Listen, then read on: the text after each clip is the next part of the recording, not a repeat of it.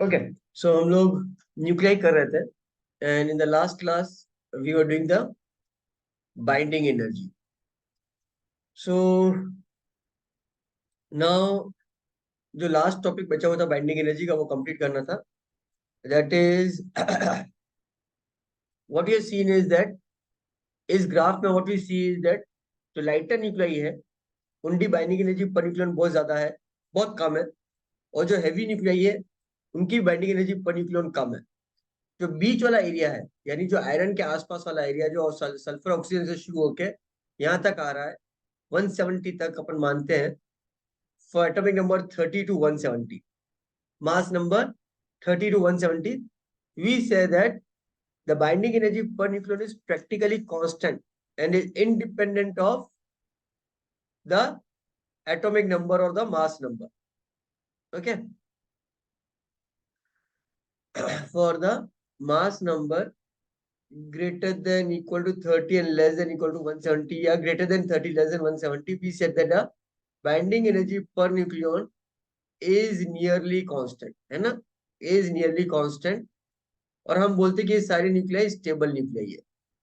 ये सब न्यूक्लियाई जो है ये स्टेबल न्यूक्लियाई है. तो जो लाइटर न्यूक्लियाई है वो भी अनस्टेबल है,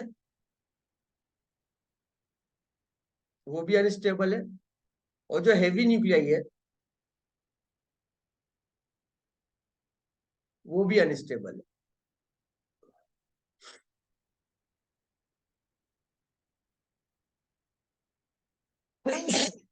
लाइटर भी अनस्टेबल है और हेवी भी अनस्टेबल है.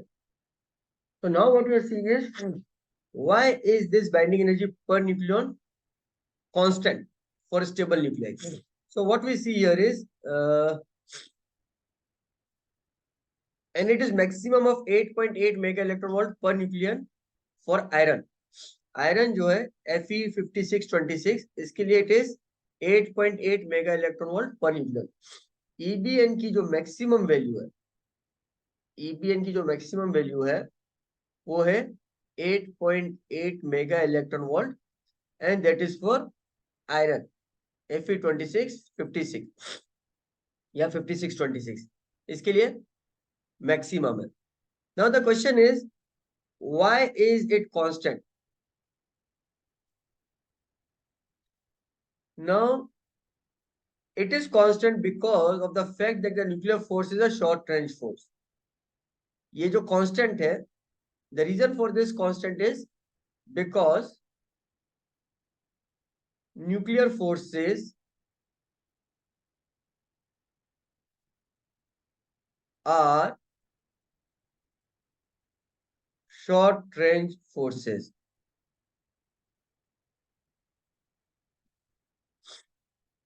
Nuclear forces are short range forces. So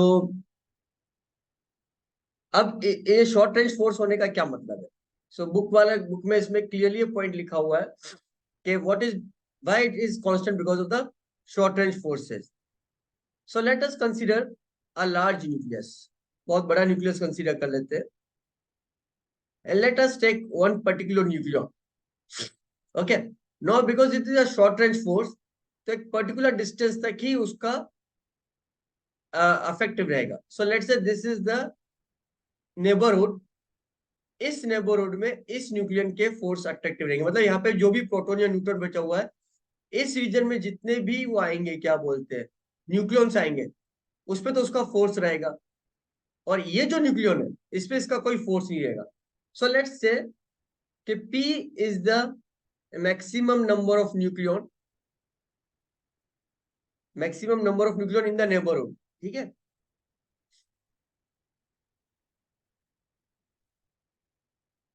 P is the maximum number of nucleons in the neighborhood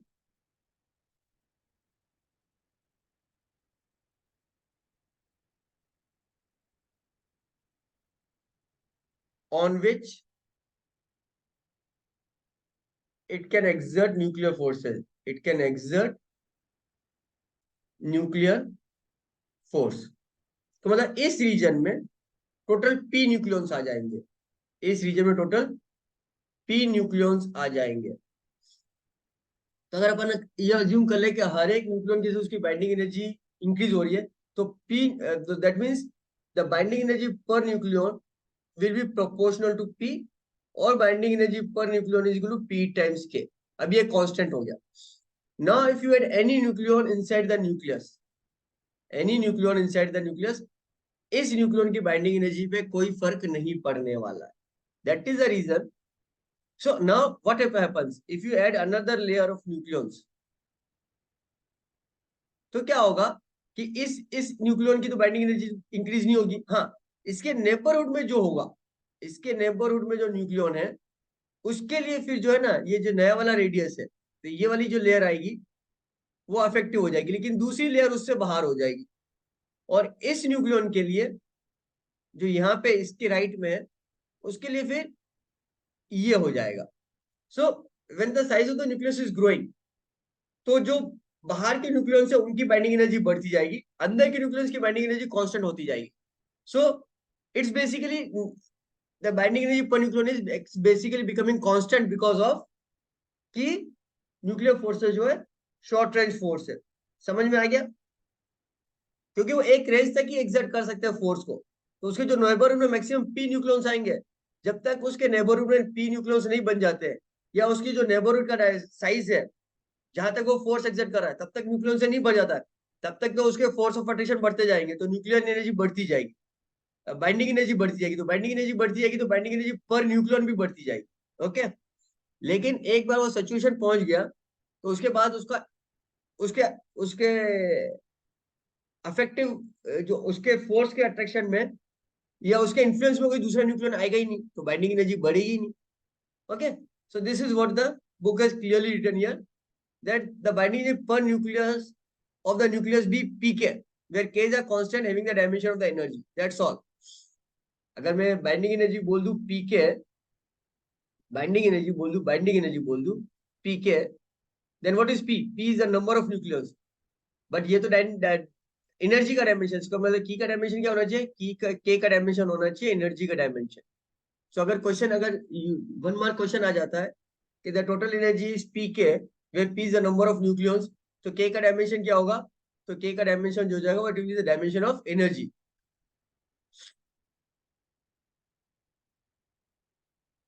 ठीक है, so now if you increase A, that is if you add nucleons, they will not change the binding of the nucleon inside.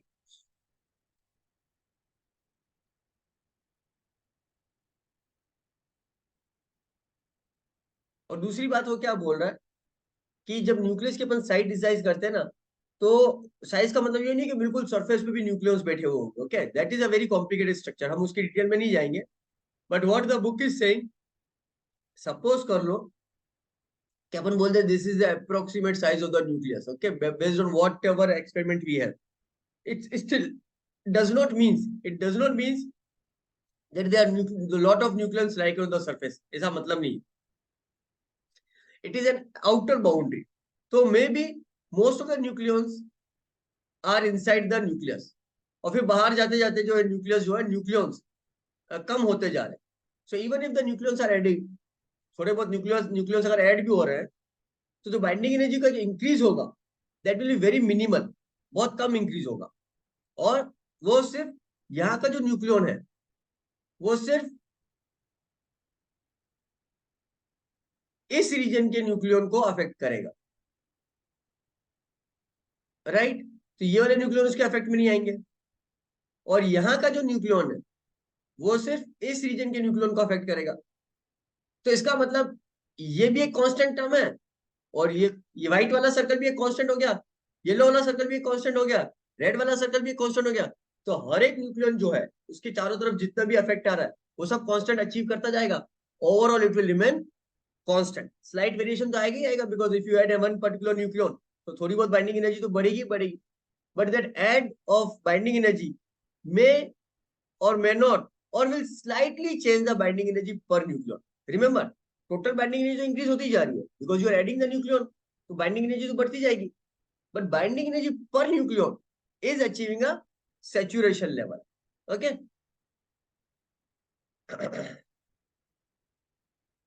तो इस property को, the property that a given nucleon influences only nucleons close to it is also referred as saturation property of the nuclear forces. तो यहाँ पे कौन सी property define हो रही है? Saturation property of nuclear forces. वो क्या है saturation property of nuclear forces? A given nucleon influences only nucleons close to it. A given nucleon influences only nucleons close to it.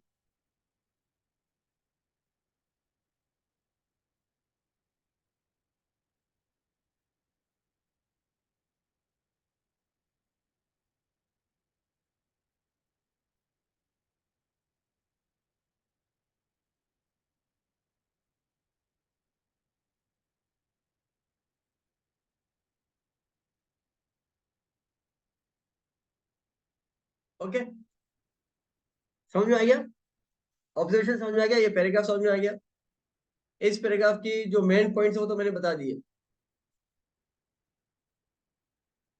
क्या चाहो तो वापस से रिवाइज कर लेते हैं। इस पैराग्राफ में जो मेन पॉइंट्स लिखे हैं वो वापस से डिराइव कर लेते हैं। वो क्या बोल रहा है कि the binding energy constant for the mass number between 30 and 170 is basically because of the nuclear force is a short range force. ठीक है, पहला पॉइंट। एक 30 से 170 की जो न्यूक्लियर बाइंडिंग एनर्जी कांस्टेंट क्यों है? The reason is the nuclear forces are short range force.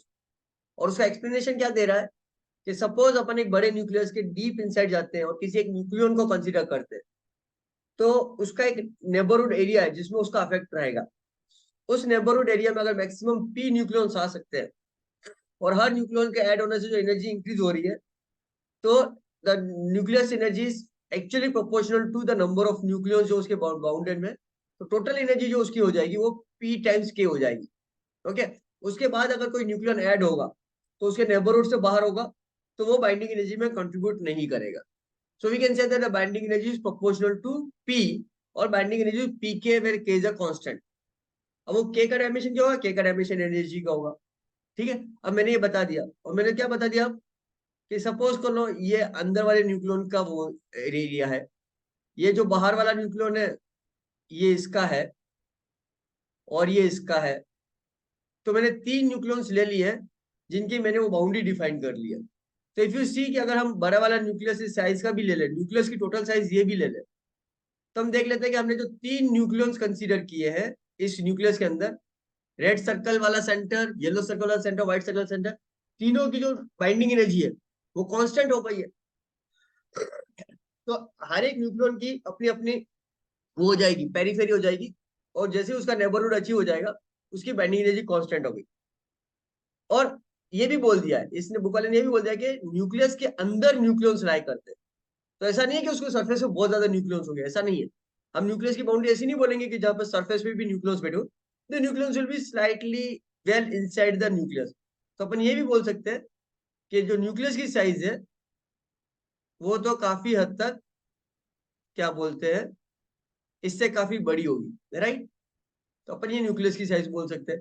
तो रैंडम अगर कुछ न्यूक्लियंस थोड़े से बाहर भी होंगे तो ज्यादा अफेक्ट नहीं डालेंगे। तो थोड़ा बहुत वेरिएशन तो है ही है, ऐसा तो है नहीं कि 100% कांस्टेंट है, फिक्स वैल्यू तो होने ही रही है। Okay, so and we have defined the saturation property of the nuclear forces, which says that a given nucleon influences only nucleons close to it। ये जो छोटे छोटे पॉइंट है ये तुम्हारे बोर्ड के लिए यूजफुल है, नीट या जेई मेंस में तो हाँ, बट अच्छा क्वेश्चन आ सकता है, थ्योरेटिकल क्वेश्चन ऐसी बात नहीं है, बट बोर्ड के एग्जाम के लिए ज्यादा यूजफुल है छोटे छोटे points. A very heavy nucleus, say Ag 240, has a lower binding energy per nucleon compared to that of the nucleus Ag 120। ठीक है, तो यहाँ पे ये क्या बोल रहे हैं कि जो हेवी न्यूक्लियस है जैसे Ag 240 वाले हैं, उनकी बाइंडिंग एनर्जी पर न्यूक्लियन, अब यहाँ पे बाइंडिंग एनर्जी की बात नहीं कर रहा हूँ, बाइंडिंग एनर्जी पर न्यूक्लियन की बात कर रहा हूँ।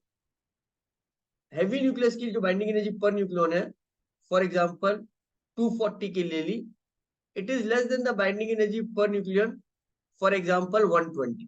अगर ऐसा केस है तो what happens is that the heavy nucleus will split और break down into two nuclear of 120, और फिर वो जो न्यूक्लियस होंगे वो टाइटली बाउंड हो जाएंगे। तो जब बाइंडिंग एनर्जी इंक्रीज हो गई है, तो बाइंडिंग एनर्जी इंक्रीज होने का मतलब है some energy is released. Binding energy increase होने का क्या मतलब है? मास डिफेक्ट हुआ है, थोड़ा मास डिक्रीज हो गया, that means some energy is release.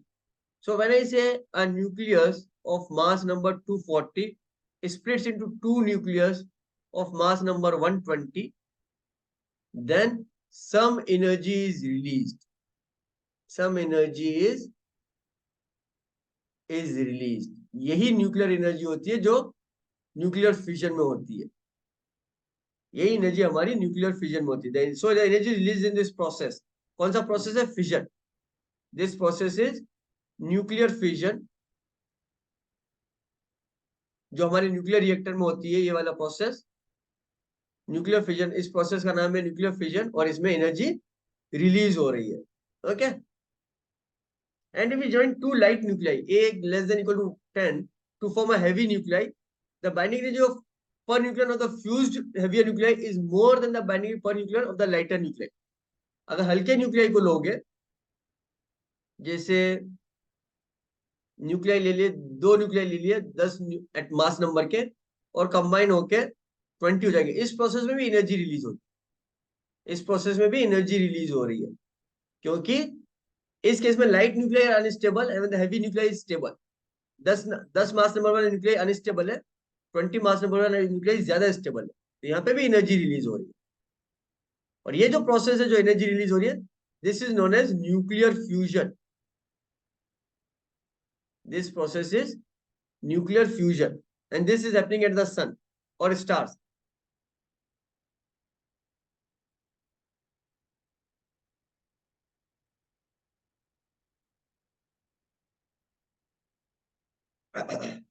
Clear है? कोई डाउट है क्या इसमें किसी को? बस। हाँ, कुछ बोला? नहीं सर, डाउट नहीं है। नहीं है ना? ठीक है, चलो।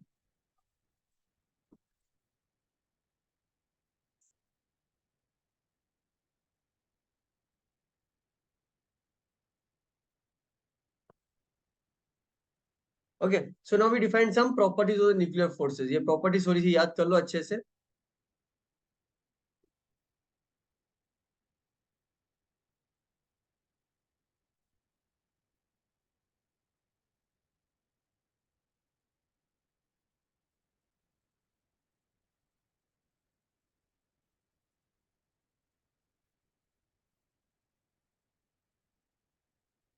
पहली property, they are short range effective to 10 femtometer strong attractive forces. क्या बोला मैंने? शॉर्ट रेंज है, शॉर्ट रेंज है, और डिस्टेंस क्या बोल दिया? 10 FM तक ही वैलिड है, उससे ज्यादा डिस्टेंस पे अफेक्टिव नहीं होते हैं।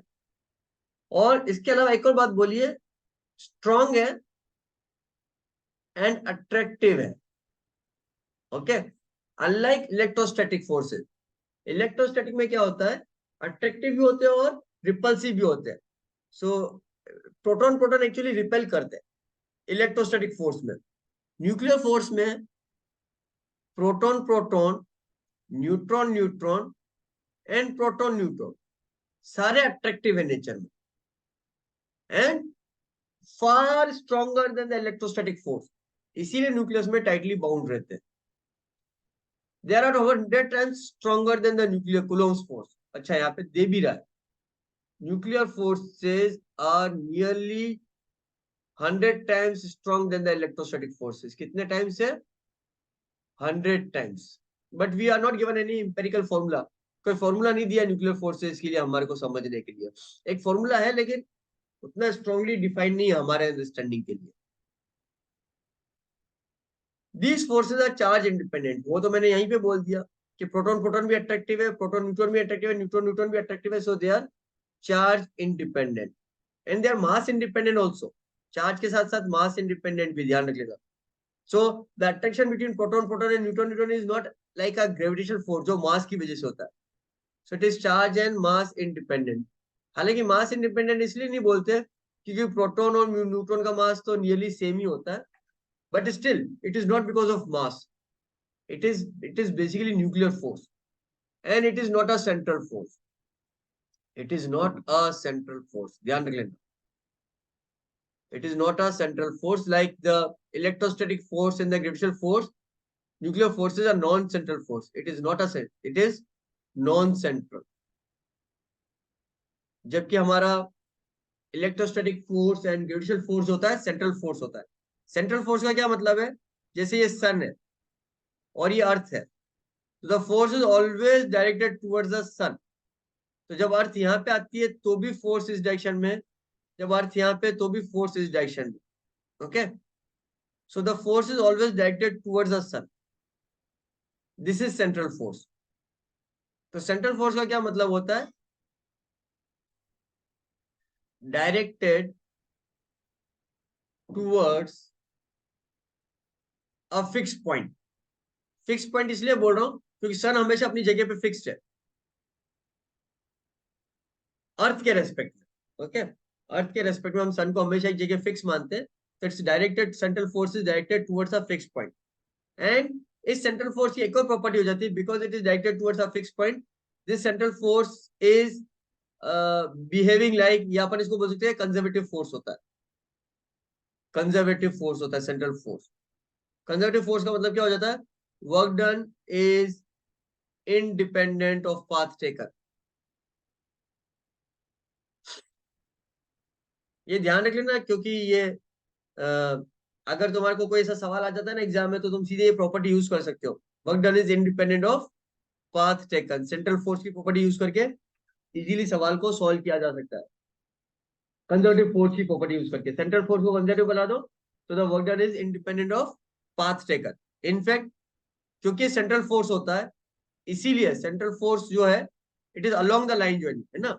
सेंट्रल फोर्स क्या है, it's along the line joining. सो इसकी जैसे टॉर्क होगा, टॉर्क अबाउट वो जो सेंट्रल पॉइंट है, अबाउट सेंट्रल पॉइंट, वो भी हमेशा जीरो होगा। और टॉर्क अबाउट सेंट्रल पॉइंट अगर जीरो है तो वी कैन से दैट इसकी वजह से एंगुलर मोमेंटम जो है वो भी कंजर्व रहेगा। Angular momentum is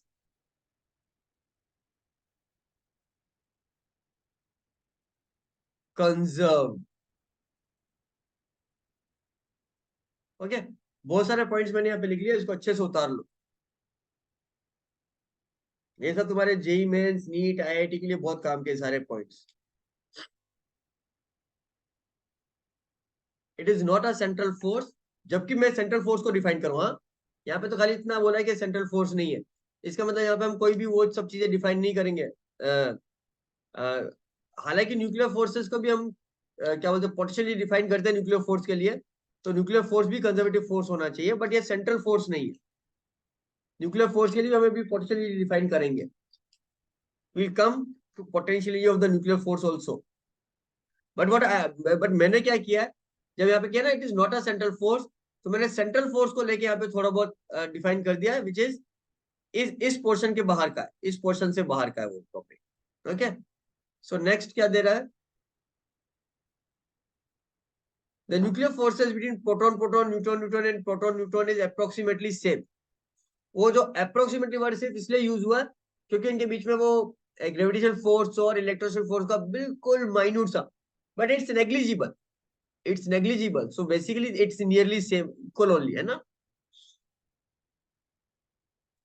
The force between the pair of nucleons is not solely determined by the distance between the nucleons. The nuclear force depends on the direction of the spin of the nucleons. Spin off the nucleus, अब ये spin भी बहुत अलग चीज है, don't assume the spin like the spin off the earth about its axis, this spin is very much different. So like जो तुम लोगों ने एटम में भी इलेक्ट्रॉन का स्पिन डिफाइन किया था, plus half and minus half, the spin off the electron doesn't mean the electron is rotating about its axis, the spin doesn't mean that. Okay, इस बात को दिमाग से निकाल दो, spin does not mean rotating या revolving about its axis,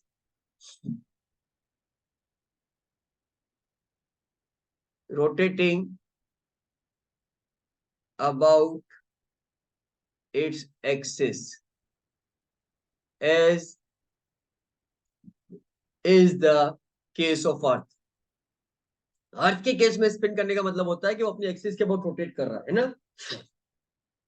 electron, proton, neutron, जब इनकी एक्सिस की बात करते हैं, the axis doesn't means rotating about the axis. This axis is something coming from the quantum physics. This spin is coming from quantum physics.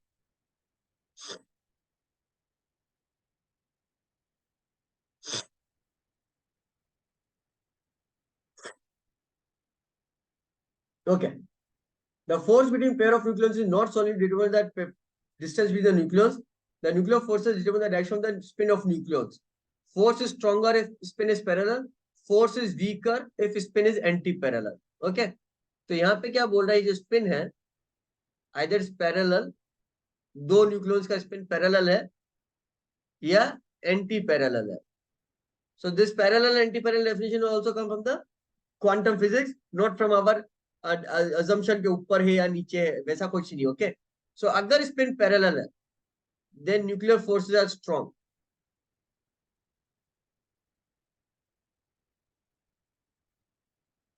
As compared to अगर spin anti parallel है, then nuclear forces are weak. ये comparison parallel और anti parallel के लिए, कि parallel के compare में anti parallel nucleons के बीच में फोर्स ऑफ अट्रैक्शन है वो वीक होगा.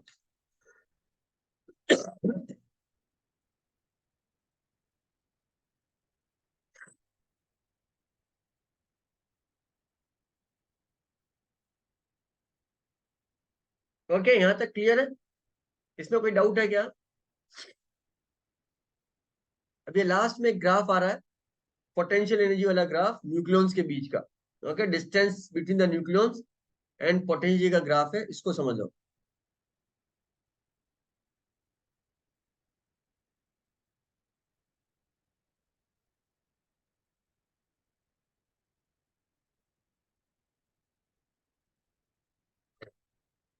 यू ऑलवेज नो कि स्टेबिलिटी कहाँ होती है, जब जब भी कोई सिस्टम स्टेबल होता है उसकी पोटेंशियल एनर्जी मिनिमम होती है. ओके. सो यहाँ पे पोटेंशियल एनर्जी वर्सेस डिस्टेंस का ग्राफ बन रहा है. तो ग्राफ बनाते हैं पोटेंशियल वर्सेस डिस्टेंस का.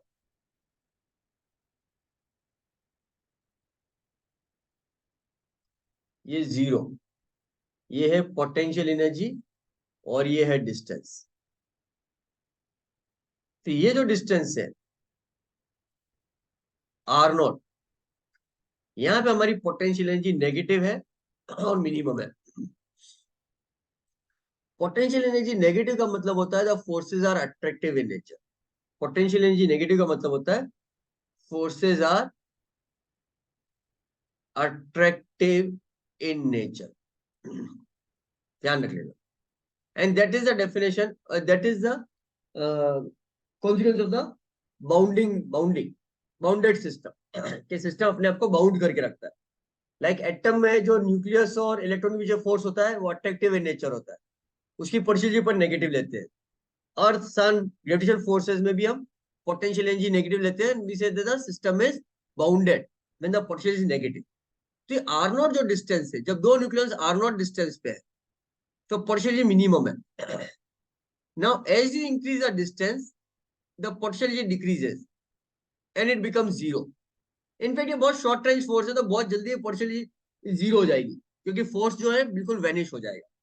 सो हालांकि यहाँ पे ग्राफ में तो इंफिनिटी तक जा रहा है, but you see here 2 spherometer, 3 spherometer, 4 spherometer तक वो डिस्टेंस नियरली जीरो हो गया. सो this is now nearly 2 spherometer, 3 spherometer पे जाके नियरली जीरो हो गया है वो. Okay, force near potential nearly zero हो गई. और ये जो है ये नियरली 1 है, तो हल्का सा 1 फेरोमीटर से थोड़ा सा कम है. बट अब अगर if you try to bring the nucleus again closer by this distance, then the potential energy started increasing. Potential energy क्या हो जाती है, इंक्रीज होनी शुरू हो जाती है.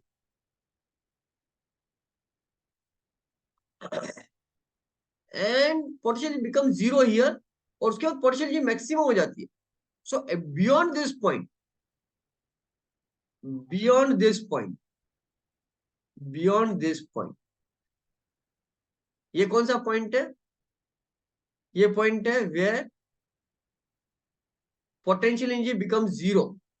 Okay, beyond this point, if nucleons are brought, इससे पास रहोगे, they start repelling each other, they start repelling each other. That is something क्या बोलते हैं, हमारे सिलेबस के बिल्कुल बाहर हो गया, क्योंकि अभी कुछ टाइम पहले ही हमने क्या पढ़ा था,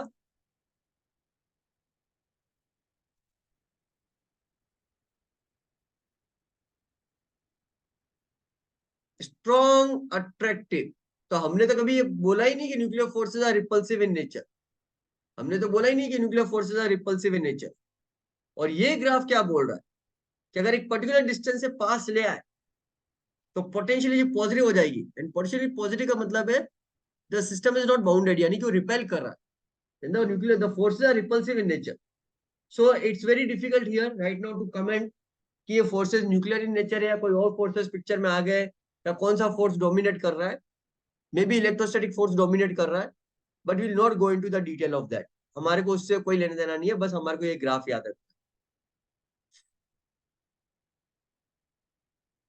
the potential is minimum at a distance R naught of about 0.8 femtometer, है ना, मैंने 1 से थोड़ा सा कम बनाया है. तो जो आर नॉट की वैल्यू है ये 1 है, ये 1 फेरोमीटर. तो आर नॉट की जो वैल्यू है वो नियरली 0.8 FM है. थोड़ा बहुत डेटा बेस्ड है, अगर याद रखो तो अच्छा है. नहीं, आर नॉट को नहीं बोल रहा है.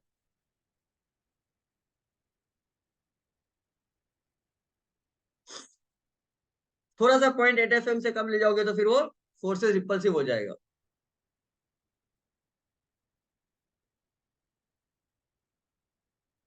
Unlike Coulomb's law or the Newton's law of gravitation, there is no simple mathematical form of the nuclear forces. तो मैंने पहले ही बोल दिया था कि हमारे पास यहाँ पे कोई सिंपल फॉर्मूला नहीं है. ओके, ये आर नॉट की वैल्यू जो है ना, ये तो सी अगेन यहाँ पे थोड़ा सा वो बुक वाले की लैंग्वेज में कंफ्यूजन है. ये आर नॉट जो है यहाँ पे पोटेंशियल मिनिमम है, यहाँ पे पोटेंशियल एनर्जी मिनिमम है.